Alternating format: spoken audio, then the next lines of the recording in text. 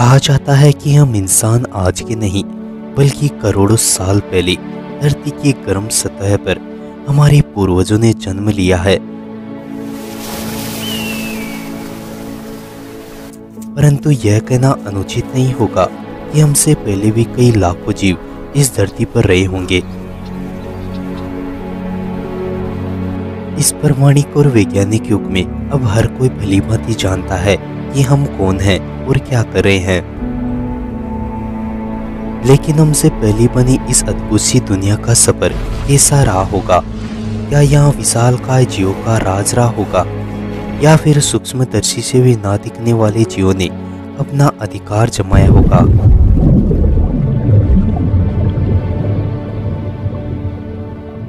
परंतु एक सवाल का जवाब तो सब जानते हैं कि हमारी धरती आज की नहीं बल्कि 450 अरब साल से भी पहले गर्भ में आई थी।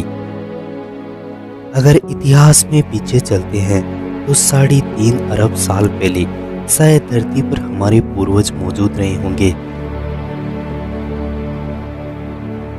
और इस बात पर कोई संदेह नहीं, उन्होंने हर मौसम को देखा और झेला होगा और इस चट्टान रूपी धरती को अपनी भुजाओं से लांघा होगा। उन्होंने हमें वो सब दिया जिससे हम अपने जीवन को सरल बना सकें, लेकिन बिना संसाधनों के इस कठिन दौर में भी उन्होंने कभी हार नहीं मानी। कभी वो मौसम से लड़ते रहे तो कभी भूख की मार झेली, परंतु एक सफल योद्धा की तरह उन्होंने हर चीज को हराया और हमें इतना काबिल बनाया कि हम समय को परख और उसके साथ चल सकें। तो बने रहिए इस वीडियो के अंत तक, क्योंकि आज हम समय से करोड़ों पीछे की यात्रा करने वाले हैं। धरती पर मौजूद हर वो सेल्स जो सांसें लेता है, उसने अपने से छोटे से जीवों को मारकर अपना वजूद बचाया होगा। ताकतवर जीव बच गए होंगे और कमजोर खत्म हो गए होंगे। इसके साथ धरती के आवश्यक तत्वों को उल्का पिंडों ने भरा होगा। अपने हर विस्फोट के साथ धरती के गर्भ में खनिजों को छोड़ा होगा और इन्हीं केमिकल रिएक्शन से इस बेजुबा सी धरती पर जीवन का आधार पनपा होगा। परंतु धरती पर मौजूद पहला सेल्स कैसा होगा, ये विज्ञान के सामने सवाल बनकर रह गया। क्या वो जीव एक सेल्स का था या फिर कई सेल्स ने मिलकर किसी एक जीव की संरचना की होगी? धरती पर मौजूद हर जीवित प्राणी में कोई एक खूबी एक दूसरे से जरूर मिलती है, चाहे वो जीवन के लिए सांसें हो या फिर भोजन के रूप में लिए आवश्यक तत्व हो। और यही खूबी हमें हमारे अतीत से जोड़ती है। हाँ, यह बात सच है कि जीवन का आधार जैसे जैसे बदला वैसे वैसे हमारे रंग रूप में परिवर्तन जरूर हुआ, लेकिन शरीर की आवश्यकताओं ने कभी हमारा साथ नहीं छोड़ा। और यही आवश्यकताएं आज की नहीं बल्कि अतीत से हमारे अंदर अलग अलग सेल्स के रूप में जीवित है। जीवन की संरचना को समझने से पहले हमें विज्ञान को समझना जरूरी है। समुद्र की गहराई हमेशा से लाखों जीवों का घर मानी जाती है, और आपको जानकर हैरानी होगी कि जीवन का सबसे पहला प्राणी इसी पानी में पनप रहा था। किसी भी जीव को अपने वजूद को बचाए रखने के लिए प्रजनन का होना जरूरी होता है। बिना प्रजनन किसी जीव के लिए आंशिक रूप से पनपना असंभव सा रहता है, और विज्ञान इसी खोज में जुटी रहकर कुछ उदाहरण सामने लाई।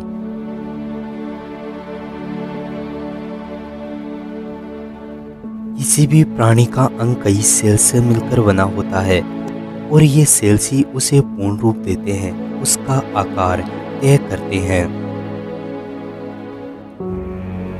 परंतु सेल्स को जिंदा रहने के लिए बाहरी तत्वों की आवश्यकता होती है, जैसे अमीनो एसिड, प्रोटीन वगैरह। हर एक सेल्स के अंदर खूबी होती है कि वो जिंदगी को माहौल के अनुसार परिवर्तित कर ले, जैसे रेगिस्तान इलाकों में कम पानी में जिंदा रहने वाले जीव। परंतु सवाल ये उठता है कि जिंदगी का पहला सेल्स कैसे पनपा होगा। कुदरत की दी हुई सबसे छोटी यूनिट ऑक्सीजन और हाइड्रोजन से मिलकर बनती है, जो कार्बोहाइड्रेट कहलाती है। हालांकि यह जरूरी नहीं किसी भी एक सेल को पूर्ण रूप से विकसित करने के लिए इसके साथ लिपिड, न्यूक्लिक एसिड और प्रोटीन की भी आवश्यकता होती है, और ये सब मिलकर किसी एक सेल का निर्माण करते हैं। परंतु कुदरत ने अपने साथ एक अनोखा प्रयास जरूर किया है, जिससे जिंदगी को जन्म मिल सके। प्रकाश से निकले प्रोटॉन और न्यूट्रॉन की विकिरणों का समूह है जिंदगी के उन आवश्यक तत्वों को अंजाम देने लगा। ऊर्जा हमेशा से एक अलग स्रोत को जन्म देती है, और कुदरत का सबसे छोटा प्रारूप कार्बन और बहुत सी जैविक प्रक्रियाओं के रूप में उभरने लगा। जैविक प्रक्रियाओं से जिंदगी के सबसे महत्वपूर्ण तत्व मैक्रोमोलेक्यूल्स का निर्माण हुआ, और इन सब ने जिंदगी के सबसे छोटे सेल्स को अंजाम दिया। कुदरत की दी हुई हर वो जिंदगी जो अपनी मौजूदगी का एहसास देती है, उसने सबके अंदर एक प्रोसेस निरंतर चलती रहती है, और इसी प्रोसेस से हर सेल्स अपनी आवश्यकता पूर्ण करता है। कुछ जीव ऐसे होते हैं जो वन सेल्स में भी अपनी पहचान बना लेते हैं, परंतु कुछ जीव कई सेल्स से मिलकर अपनी पहचान बनाते हैं। यदि आपकी एक अंगुली की बात करें तो कई लाखों सेल्स ने मिलकर इसे बनाया होगा, परंतु अंडे की बात करें तो सिर्फ वन सेल से मिलकर ये बना होगा। सूक्ष्मदर्शी से दिखने वाले ये सेल्स अपने अंदर जिंदगी को लाने वाली हर खूबी को समाहित किए हुए होते हैं। इन सेल्स की एक और खूबी ये है कि ये अपने जैसे कई सेल्स में डिवाइड हो जाते हैं, और यही सेल्स बाद में चलकर क्रम विकास के हिस्से में आए। क्रम विकास वो प्रक्रिया है जो किसी भी जीव में पूर्ण रूप से परिवर्तन करते।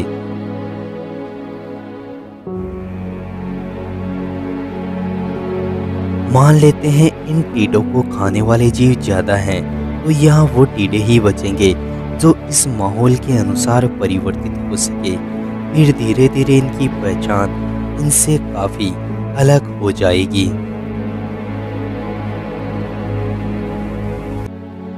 कई करोड़ों साल बीत गए और सुनहरी प्रजातियां अस्तित्व में आने लगी। ये वही सेल्स हैं जो उस समय अपने आप से विभाजित हो रहे थे। धरती पर अब हलचल और किलकारियां साफ सुनाई दे रही थी। समय के साथ धरती में बदलाव हुआ, परंतु इंसानों के अस्तित्व को आने में अभी समय था। गर्भ में पनप रहे कुछ हमारे हिस्से कुछ जीवों से मिलान करते हैं।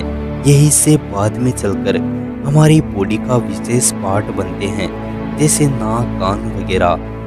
परंतु इस पार्ट को ध्यान से देखने पर ये हमारे पूर्वजों से हूबहू मिलान करते हैं।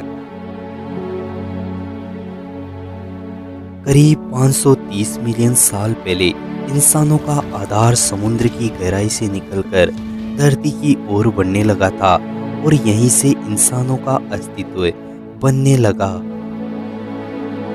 क्रम विकास के चलते जीवों में परिवर्तन हुआ, और पेड़ों पर रहने वाले जीव धरती पर होमो स्पेनिस के नाम से जाने जाने लगे। फिर इसके बाद क्रम विकास की ये प्रक्रिया अनंत बन गई, और अपने शारीरिक और मानसिक परिवर्तन के साथ इन्होंने हमें दुनिया से रूबरू करवाया। और आज हम हर पहल को जानते हैं और समझते हैं। साथ ही आधुनिक संसाधनों के साथ हम उस तक जा चुके हैं जो हमसे लाखों मील दूर हैं। परंतु क्रम विकास अभी रुका नहीं है। अभी हमें बहुत कुछ पाना है, बहुत कुछ देखना है।